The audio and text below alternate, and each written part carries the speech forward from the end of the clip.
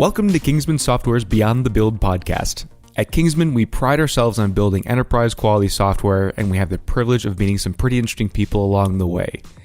Come join us to meet the visionaries, the disruptors, the entrepreneurs, and the innovators that envision new technology solutions and then bring them to life. Come join us to hear what happens beyond the build.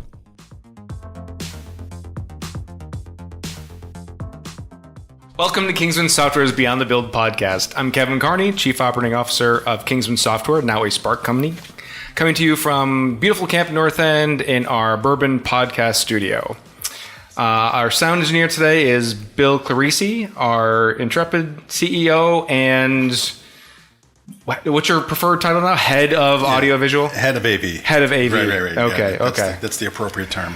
So end of summer, kids going back to school? Kids are now back in school. Yeah? It's ridiculous. Already? The summer's over. Oh, it's not even like middle of August. I know. And the first day they go back, the second day they go back, you had Debbie that comes through and you got all kinds of rain and everything else. I'm like, the first day they're going to get off. It's like a snow day, but with rain. A snow day that's melted. Yeah. Oh, okay. Yeah. All right. Yeah. So they're back to school. So thank God they're out of the house. Old man Clarisi. We'll don't worry. We'll edit that out. Okay. All right. Don't let the kids listen to the podcast. That's right. Well, yeah, because every month they're waiting for it to drop, so they can't wait to listen to Kevin and Bill talk. That's right. Also with us, Rashmi Livamula, our head of marketing. Welcome. Thank you. And what adventures did you have this month? You already know the answer. The answer is none. None. Okay. Yeah. So after traipsing around Europe and Africa, 2 different trips, you finally decided to hang out and do nothing, huh? Yeah, I decided to stay in Charlotte for at least a month. At least a month. Okay. Mm-hmm. All right. Well, there'll be something exciting next month. Mm-hmm. Okay. I'll let you know. All right. Well, welcome to Derek Wang with Taalk AI. You gave me the wave. So one of the co-founders of Taalk AI. Thanks for joining me. We met with a common friend, right? Keith Ludeman. Yeah. Queen City University pitch contest back in, was it March, something like that? March, April timeframe. Okay. Yeah. And so you helped sponsor it. Keith was putting it on. He asked us Kingsman to come and be a judge there.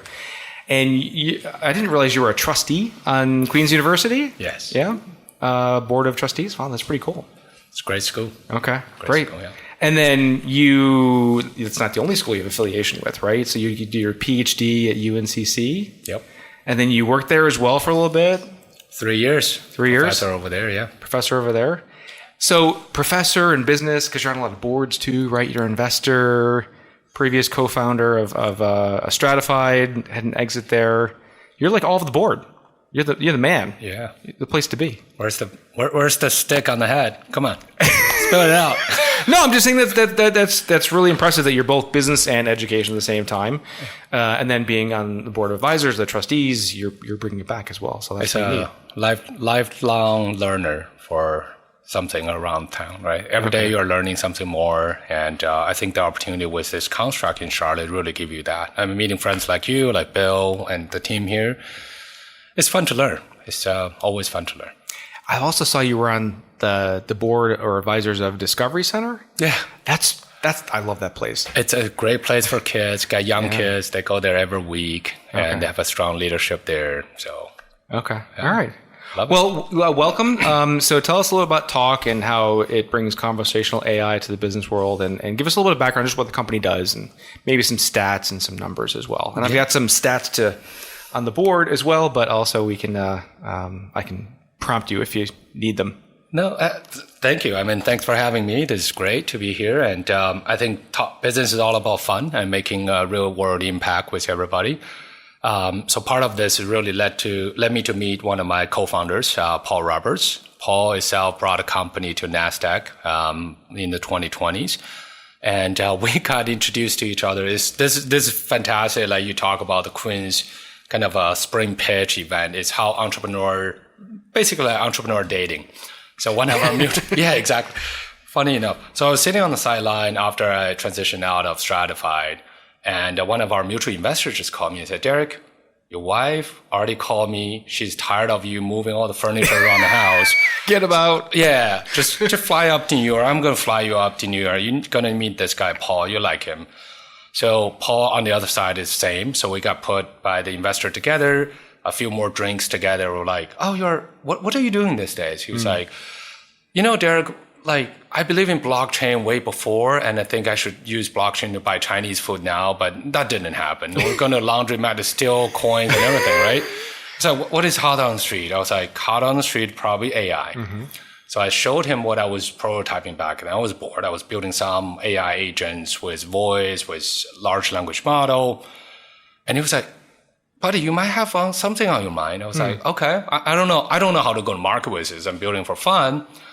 And then we started talking about the idea of saying, why not we make this a platform play? Why not we make this, open up for everybody can start building, AI agents, doing automation, doing all these things.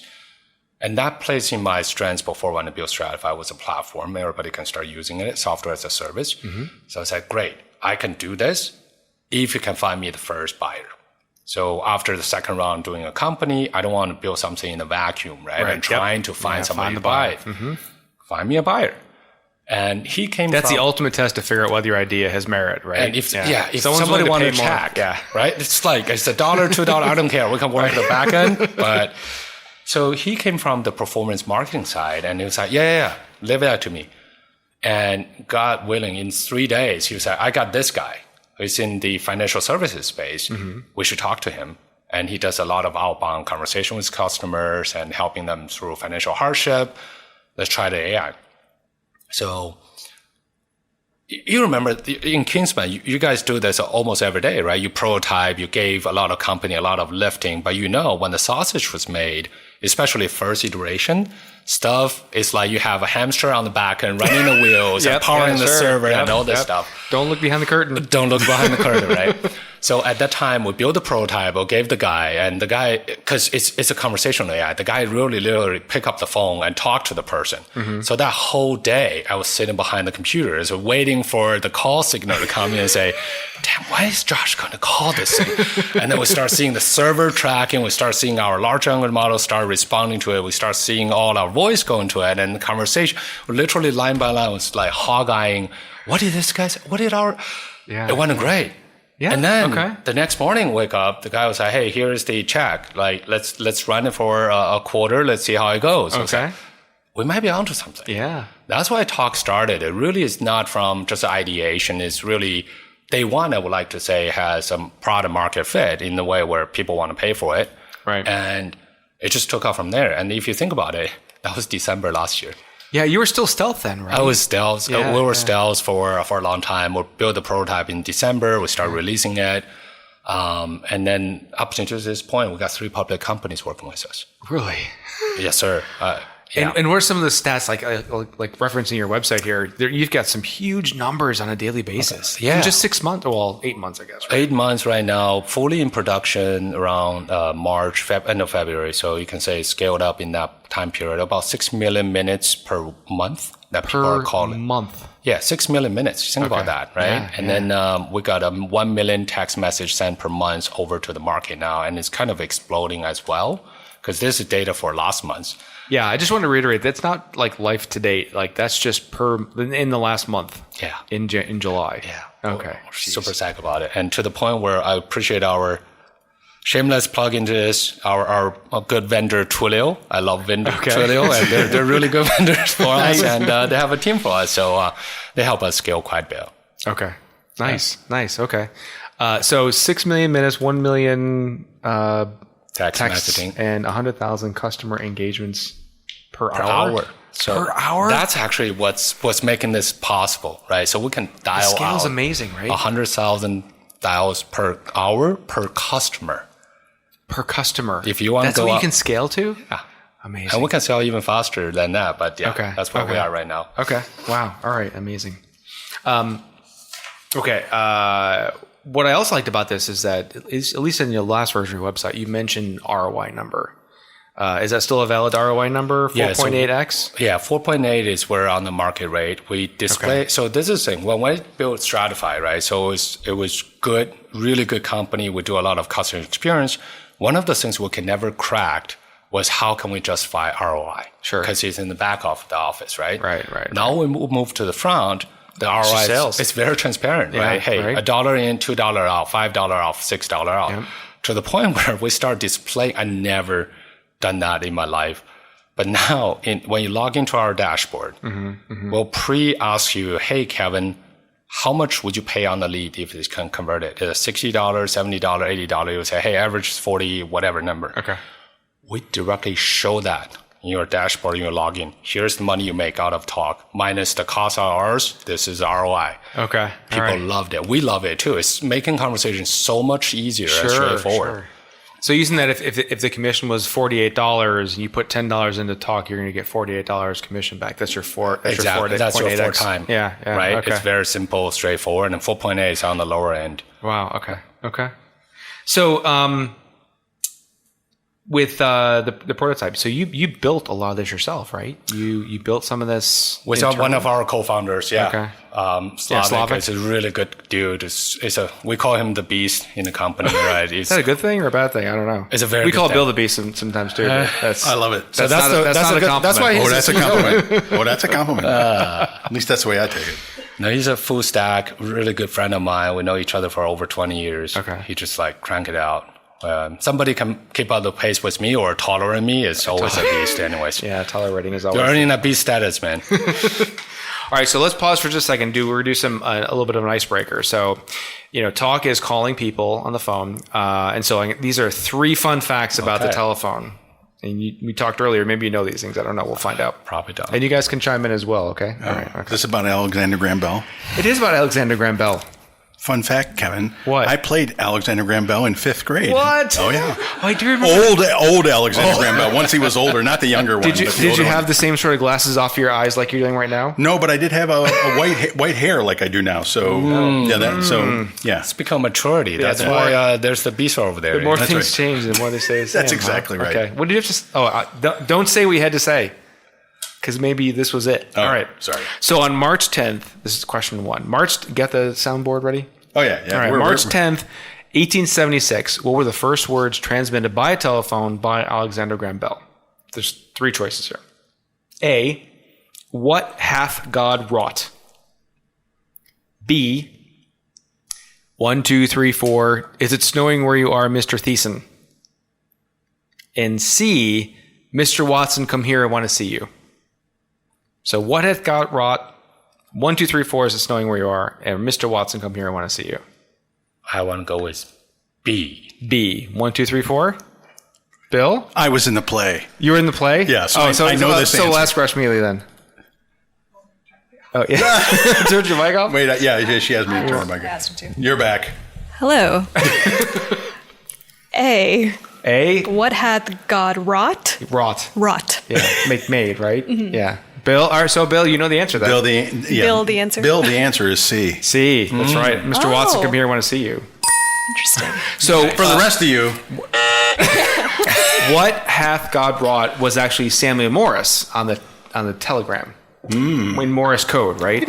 So in May 24th, 1844. So that was like 25 years before. And then 1, 2, 3, 4 was Reginald Fessenden on December 23rd, 1900, radio, or the wireless, right? So one was the telegram, one was the telephone, and one was the radio. Yeah. All right. Mr. Watson. I'm out now. That's all I got. That wasn't... okay, so number 2, even after Thomas Edison suggested to say hello when answering a call, Bell continued to answer his calls with speak. This is A, speak. B, good day. C, ahoy. Or D, yellow. Okay, so it's not D. So speak, good day, or ahoy. So I have a question back. What if I got striked out for all the question? What's the punishment? No, there's no punishment. You have to drink your drink. That's all. You don't want to know. Oh yeah, I figured that much. It's not pretty. You get an award, and it's all on video. The word, an award. Yeah. No, the worst person performing. Yes. Well. Speak, good day, or ahoy. Ahoy. Sorry. I didn't even ask you guys. Sorry. Is it ahoy? It is ahoy. So he wanted it to be more like nautical. Like that's the way you would greet a ship from ship to shore or ship to ship. It's amazing what you can learn on the Discovery Channel. This is all Wikipedia, dude. Okay. And this is similar to telephone. So you guys do not only voice, but you also do text as well, right? Yeah. So the first successful SMS message was sent in 1992. I was surprised. I thought it'd be earlier. What did it say? First SMS message in 1982. A, Merry Christmas. B, this is only a test. C, did this work? And D, how about now? That's a Verizon. No, that's Can you hear me now? Commercial, no. How about now? Yeah. Yeah. So Merry Christmas. It's only a test. Did this work? Or how about now? I'll go with C. Did this work? Yeah. Bill Rushmealy? I'm going to say, how about now? How about now? Because I say that all the time. How about now? Thinking Merry Christmas. Merry Christmas. Okay. We're all across the board. Yeah. Yeah, I would have thought, how about now as well? Yeah. Because it never works the first time. No, that never does. Well, especially engineers, right? Yeah, right. Right? Yeah. I mean, it's always like, okay, I can send you the most grandiose text. And then it didn't work, and then you try another one, didn't work. You try another one, didn't work. And it's 8,000 times. You're It's like, how about now? Test 478. Damn it, Steve. So I created How About Now? Merry Christmas. Yeah, it was actually Merry Christmas. So this is in December. Yeah, well done. And so in 2021, Vodafone. It was British. So Vodafone sold that text as an NFT for £90,000. No. Yeah. Right? Wow.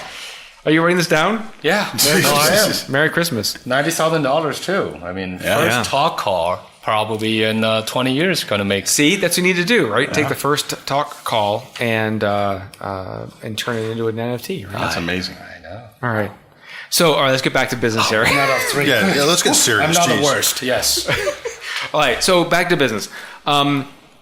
Drill into a little bit about like the features of how this works, right? So I remember when I first spoke to you many months ago, I didn't quite understand how this all works. Give me a scenario where, selling, giving car insurance quotes, or providing warranty support, or give me some of the use cases. And then when a customer comes to you, what would they actually buy or set up or establish in your system? Yeah, you'll be surprised. Our first feature we gave to our customers is actually compliance. So I'm an AI researcher. To your point, academic and business really train me to be honest and to be factual, right? So a lot of AI being put in place is not that. They're trying to deep fake. They're trying to make $5 out of 15. Interesting. But what we aim Taalk is enterprise level compliance first platform. So what we tell our customer first, hey, we're fully FTC, do not call list compliant. Every single phone call come out of our system will be checked. Mm-hmm. If this is customer say, hey, on a do not call list, we're not calling them. Or fully TCPA, which is like a consumer rights regulation. So if it's after 8 p.m., we're not allowed to call. You're not dialing anything out of it. So I don't care when you got the call leads, how much expensive it is. We're not calling. Okay. Because I want to create a more ethical space for AI to be in place. Then the next feature we're talking to our customer is really about duplication, right? It's large language model, but that's just a portion of it. So when we talk about conversational AI, there's really three parts of it: the ear, the brain, and the mouth, right? It's always fascinating to me. AI, what we have been pursued from an academic point of view is no other than look at our face. Every day we look at it: eyes, nose, ears, mouth, and brain. So the conversational AI is three P's. How can our large language model to respond fast enough?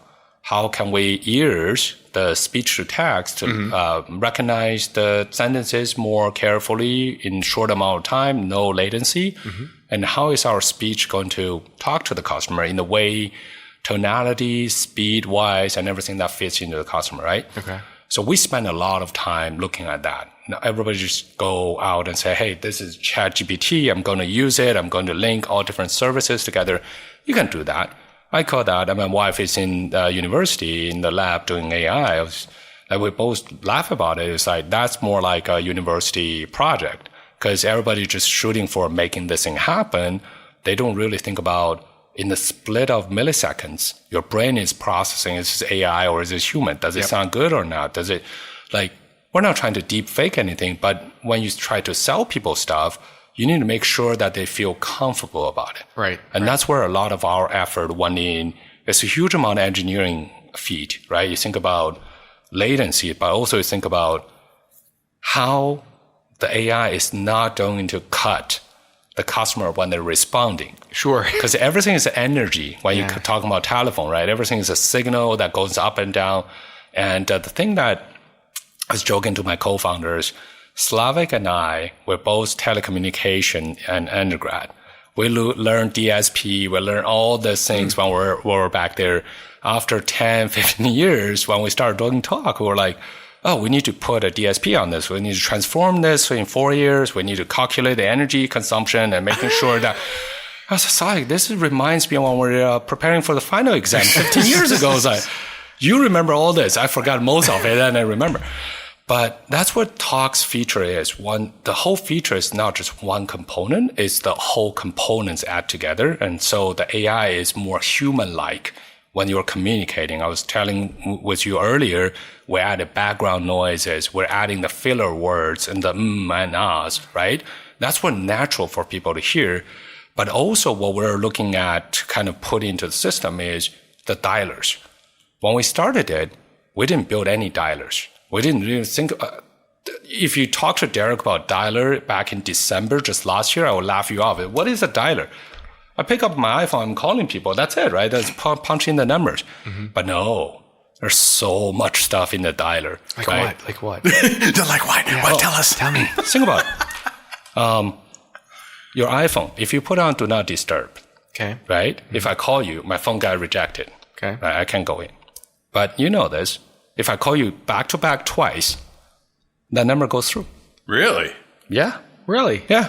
You can try it now. If you put on Do Not Disturb, I'll call you back to back. 90% of people don't know iPhone actually default allows to double dialer go through. Oh, it's those iPhones. I knew they were. Well, I have that plan with my wife. Like, she calls me once, and if I don't pick up because I'm in a meeting, then she calls me you again. add her to your favorite, so you'll be fine. Maybe. Yeah, no. Maybe you should have done that already. I don't know. I'm just saying. But those are the tiny little details where, so the way of performance dialing or outreach to people, if you don't build the dialer, you're kind of hamstringed, right? Because if you think about this, AI can talk and their brains are great. But if the customer on the other end don't pick up the call, who does AI talk to, right? Yeah. So we took the time, built our own Taalk dialer, which can not only do the double dialing, we can provide you local presence. So the local number, okay. Yeah, local number, sure. All different state, all area code. So 704, we got 704 number. And then you think about removing them from the spam list. That's where part of our package going to the market. So we're going to remove them from the spam list because if you dial 500 calls per hour, your number is burned. It's done, right? So everybody pick up and say, hey, this is spam likely and what people are talking. All the details is what Taalk really think about. From compliance to the whole connection to the whole AI part, to the point where AI part just become just a portion of it. Right? It's just that. Well, Bill and I tried it out earlier today. All right. So you have a test on your website. You bought the insurance yet? We did. Thank you for the commission. Hook, line, and sinker. Yeah, you're $48. So we called and we put on speakerphone and started listening. And we were impressed by the there was the ums and the ahs, and there was a little background noise that sounded like it's in a customer service center, right? I don't know what the noise was, but it sounded legit. It sounded like the person was in a call center. Like there was, some activity going on in the background. I had AV is there. That's a strong endorsement. I'll quote you on that one. No. We literally said we need to ask him, did they do that on purpose? Yeah, and that's the first question we need to ask. Was that on purpose? Because that was really good. It is on purpose for sure. And then we did a couple things like I first enunciated my words pretty well, and then I just kind of blabbered a little bit, which I'm good at. But then I also tried to interrupt it, and all those things worked. Yeah. I mean, I wasn't really trying to like stress test it, but it was impressive. I mean, I could tell it was an AI, but based on a lot of because we do a lot of this work in AI, so some of the AI stuff it's totally obvious. This was subtle. It was hard to know, and we were wondering if our parents. Right. We literally had like a 5-minute conversation around whether our parents would be able to handle this and would they know the difference. And we were like, no, I don't think they would know. I don't think so. Yeah. I don't think so. So that's where the number one feature I mentioned is going to be ethical, right? So we work with folks that not to say targeting, but working for the senior citizen demographics. We want to make sure everything we deliver is truthful and useful to them, because it's harder for them to tell. But the ethics, I couldn't say anything more than ethics going first. We literally have to fire customers because I just don't feel comfortable about what really? they put. 100%. Okay. Interesting. And that's why Taalk, with our upskill, is we're not looking at to be like, hey, Kevin, here's the credit card from you. Just put it on, you start using Taalk, you start dialing 50,000 people an hour. That's just too dangerous. Yeah. We actually have internal vetting ourselves. We're SOC 2 compliant. We're doing those is to make sure that doesn't happen, right? How crazy it is. My kids grow up and they will get used to AI. So tell you a fun story. You're talking about AI dialing. So when we're just testing, I think back in February and March. So it's testing this, and you're talking about how many testings that it does. Is my engineers and I were just like role playing with the AI all day, every day. So I was driving my daughter to the piano class. So we're testing, I forgot it's auto warranty or insurance. So she called me, hey, this is Hannah. Derek, do you want to buy auto warranty with your car? Blah, blah, blah, blah. Everything sounds good. Everything sounds great. And then I just hang up the call. I know it's an AI on the back. My daughter sitting in the back of the car and said, Dad, you're so rude to that lady. You just hung up on her. Yeah, I was on the road. It's like, what? What are you talking about? He's like, yeah, she said nice things and you just hang up on her. I was like, baby, that's what Dad created. That's an AI. That's a robot. I said, is that right? So you know what? For the next 2 weeks, whenever I tuck her in, she was like, Dad, can I call your AI? Can I play with it? I was like, Can you read me a bedtime story? Yeah, we'll just call the AI. She would just talk to her or him, just like go through it. She was just giggling. I was like, yeah. Oh, wow. I was like, oh my God. I don't know. Ethic need to be number one. It's like, I can't hate this world to grow up into. Yeah. So I'm going to go on this path of ethics in that, you can, what I saw a little demo of this, and you could create different avatars or different agents, right? And different agents have their own name and different personalities, right? Like some will speak more slowly with more empathy, and some will be a little bit faster, right? Depending upon. And so you can choose who you want those agents to go talk to, right? And we can still revert them back to, this is what we are trying to sell. This is our talk track, right? This is how you talk to a customer and how you're polite and whatnot. If you put a human in there, you can't control that as much, right? You're going to have one person that's just trying to get commissions and they're just trying to sell, no matter who is on the other end of the line. And you're going to get someone else that's just not very good at it. And so you have much more level setting of service, right? Yeah. That you can probably dial up how hard you want to sell or how soft you want to sell. And some of these are just replied inbound marketing leads, right? Too, right? Like I saw you were on our website, you were looking to quote your auto insurance. Can I get more details, right? So it's in some regards, by pulling the human element out, you're making it more standardized. That's right. Yeah. And the running joke where we look at this is AI doesn't have the temper tantrum. AI doesn't have the HR problem. Yeah. It doesn't need a cigarette break, or it doesn't have any family issues when they're dining. I was in a mood this morning. Kevin. I didn't know that, but sure. Human nature, right? But the fact to this... I'm a people person! Well, I think, Sorry. Well, can bump a cigarette, that's even more people person than But if you think about the reverse way, what does the consumer want, right? Consumer want help. Right. They want it. Right. So I was literally calling one of my employees yesterday and it's like, hey, how are you doing? What are you doing? He's like, oh, I'm watching Prime TV, real like live stream TV. So why?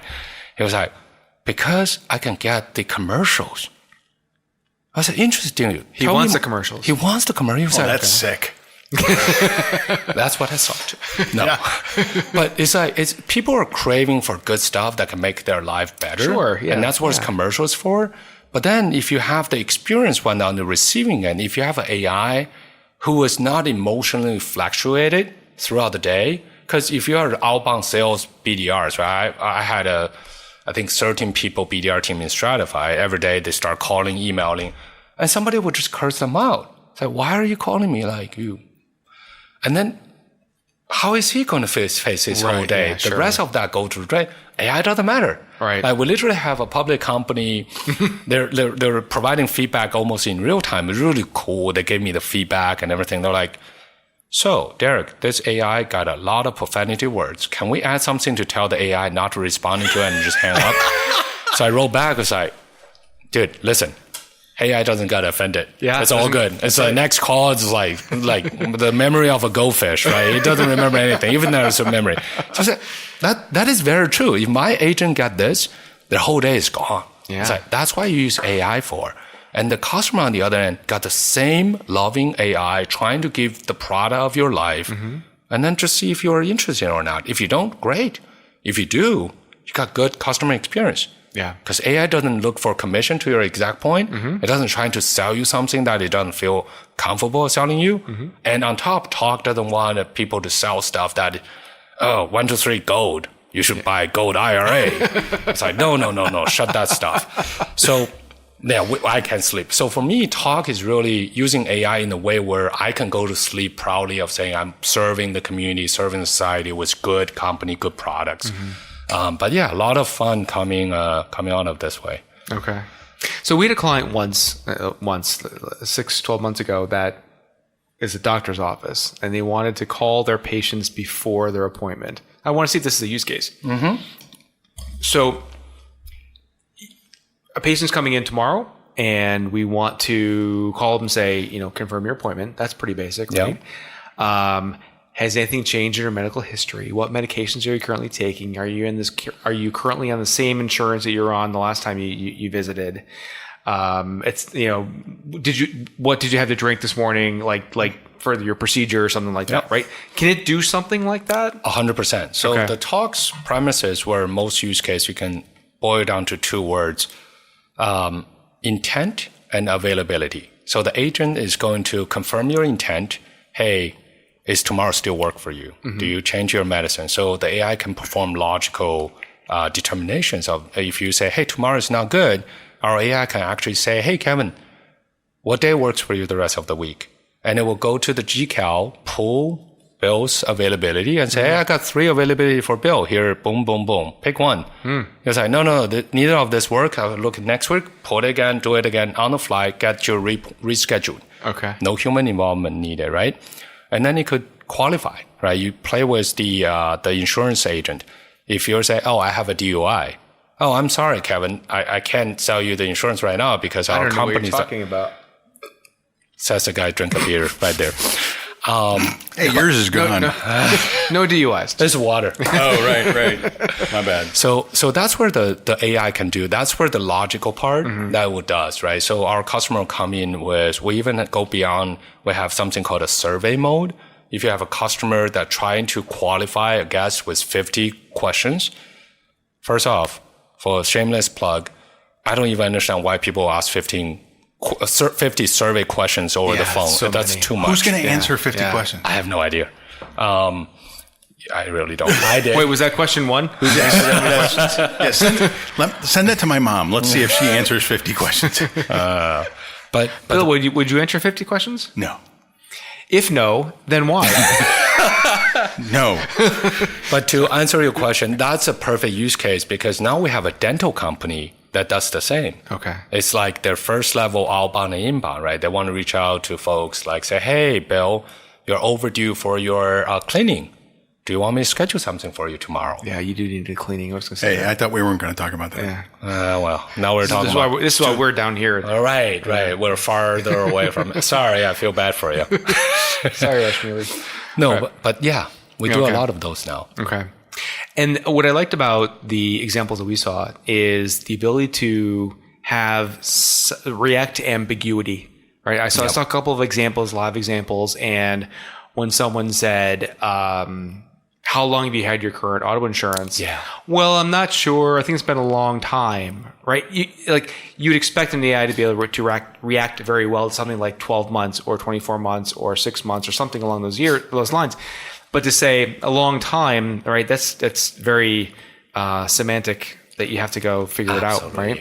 And I'll give you a very concrete example where we're very proud of what our AI and the automation does, right? So in Taalk, our agent doesn't just talk, it does the automation, it does more concrete automation on the back, because we actually took time, build something we call the plugin system, which is more like a tentacle. So you can go into different APIs, pricing quotes, lookup tables, time, calculation, anything you think about it, right? And calendar, CRM. Yeah, calendar, CRM, everything. Yeah. So one of the challenges in auto warranty, and every company in the insurance space want to know, is in your prior insurance coverage, do you have bodily injury covered? Which is a very key element for them to determine whether I can take you or not. Really? Why is that? I heard that a couple of times. Yeah, we heard that's why we're drilling. You hear that's why the agent drilling you. Hey, Kevin, do you know about an injury? You probably say, oh yeah, I don't know. And the agent started. No, he knew. Somebody has their insurance cards handy. That's where the line right there. No, I just you knew. I needed to know. Yeah, you knew. If I want to take that guy out, how much can I pay him? But that's the point where now you have the variety of insurance lookups, right? 10, 20, 20, 30, 30, 50, 50, 100, 100, 200, whatever, up to 500, 200, 300 to 500, right? And then state minimum, different ways people are talking about it. Yeah. So that's why Taalk is not just built on large language model, because large language model don't know all this. It's hard to train. You have been around this. It's hard to train it without hallucinating, without really inferencing from. That's where our plugin system comes in. We'll capture whatever you say. In the conversation, you say, oh, I don't know. Let me educate you. It's like 10, 20, 20, 30, all in 1,000. Which one does familiar with you? You say, oh, I still don't know. Or like, oh, do you know if you meet state minimum? You're like, what is state minimum? We're going to tell you in Florida it's this, in North Carolina it's that. And if you still don't know, we're like, sorry, dude, can't help you. It's out of whack, right? So that's what we're seeing is each AI agent is not just a talking head. It has to do the logic. It has to help the company to weed out the ones that it doesn't fit in a business model, right or wrong. So I saw in some of the demos where you go create your AI agent. I get it. Give a name, personality, etc. But then you also have a library of information, right? So you can upload, right? Yeah, you can knowledge base. You can upload all your policies and products that you sell, and then you have these integrations as well. They integrate to the back end. And then you also have the campaigns, right? So you bring all these together. It's not just what is the voice, or what is the personality, or what is the empathy, right? You pull it all together to come up with a great package. Yep. Which seems a whole lot more than, hey, I just trained my voice in 11 labs and I put it up against with Claude in the background. Like, you do a whole lot more to it. That's really impressive. How do you get it to do it all of that so quickly, right? Because that was the one thing we couldn't figure out with our client that was asking us 6 months ago or 8 months ago. Times have changed a lot, but it's changed a lot. Yeah. But to get that in a conversational AI, it was one thing. Like, if you might have a 5-second delay, which sounds very short, but it's a long pause, right? Yeah. Between every sentence. So how do you get it to be so it is very conversational. Yeah. So first, you have a lot of hamsters? No. It's like gratitude to my wife. I want to plug it in here, who tolerated me to stay in my upstairs office for the past 8 months and not coming down. So every day they look me like, I literally will get in there around 8 o'clock. I wake up at 5, and it's like, by 7 p.m., I walk downstairs, and they literally have a party for me. It's like, Daddy came down the office. He's still alive. Yeah. No, not I had a long that commute part. from upstairs. But I think it's relentless, right? Me and my buddy, when we're looking at it, we'll just test the heck out of it, right? We're like, it's really a 24/7 for us early on the days, day and night. We're just testing because, hey, what if I take it out that one line of code? Is it increasing 100 milliseconds or is 200 milliseconds? What if we don't do this? You have to think every element of this, because conversation to fool the brain is a hard challenge. It's an engineering challenge, right? To us, we're engineers. We love that challenge. We'll be on the call, start 8 a.m. to like 12 p.m., just nonstop. I'm calling, we're tweaking, we're calling, we're tweaking. It's a lot of the details that goes in. And to the point of where we're joking about this is like, Slavic, we're the world #1 hard-coded variable company on earth. It's like all this trade secret. When people buy us, they're buying our trade secret. That's our IP, right? The hardest thing in AI is to file patent around it or anything around it. But no, we got our defensibility because we did all this work. This thing just works. It's magic. Yeah. Right? But then you just have to put a lot of time fine-tuning it. There's no way around it. It's not that you go somewhere buy a faster server anymore. It's squeezed any millisecond. And especially when we do the new things we're very proud of. We saw other people doing it, right? So always in my PhD time, I learned from a great friend of mine. He said, Jeff Hare says, I don't want to be the #1 in this research area. I want to be the best in this research area, right? Okay, yeah. So somebody built it. We look at that. We're laughing at it. Oh, yeah, that's a 5-second delay. How can we make that 0.5-second delay? How can we make that no delay, like the background noise? So people are just saying, oh, let's get dual channel, put all the audio in dual channel and mix it on the telco company side. Let them deal with it, right? Huge. Oh, Bill just geeked out about that. Oh, tell me more. Huge delays. Yeah. But think about PCM. At the end of the day, it's PCM. It's sound. It's energy. You add the energy. Yeah. You stack them. You stack them before you send them over. Interesting. How much is the stacking cost? Stacking cost on a server is like nothing. Okay. Right? So we do it that way. We do it back to our telco days. It's like everything needs to be mixed before we do anything. And then there shouldn't be competing resources. Yeah. And again, And it's all real time though, right? 100%. Oh my God. 100%. All real time. I proud myself saying I have the ideas, but also my plug to my co-founder, Slavic. He is the hands. He's better brain than I am actually most of the time before I start drinking. You should see him drinking too. Oh, Well, we all have when skills. can he come in? Yeah. But it's, I think people think about AI as everybody wants to think AI is easy. AI is not easy. The real good AI product is easy, but there's a lot of engineering goes behind it.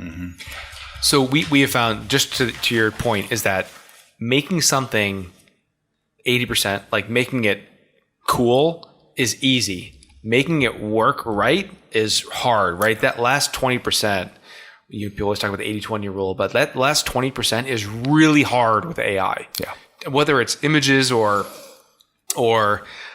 text that you're building, like for content generation or things along those lines, or voice, like to fool the brain, that last 20% is super hard and ends up being exponentially more complicated than the first 80%. That's right.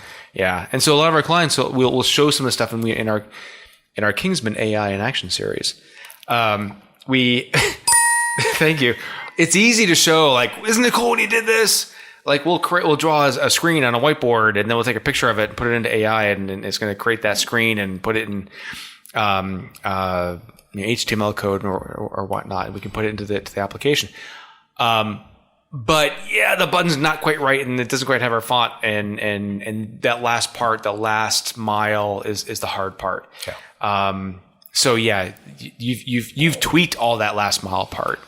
That's the cool part about this, is that you made the last mile. I think that's also actually kudos to you guys. Is prototyping is also hard, right? That's the ideation part. There's the ideation, there's the engineering, there's the go-to-market, right? And then each part of this is necessary for a successful business. You can't just say, hey, we'll just copy the other guys and build better, and it never works that way. Yeah. Well, I'm getting the high sign here from Rashmili to wrap it up. So that's all the time we have for today. Derek, thank you so much for joining us. Derek Wang from Taalk AI.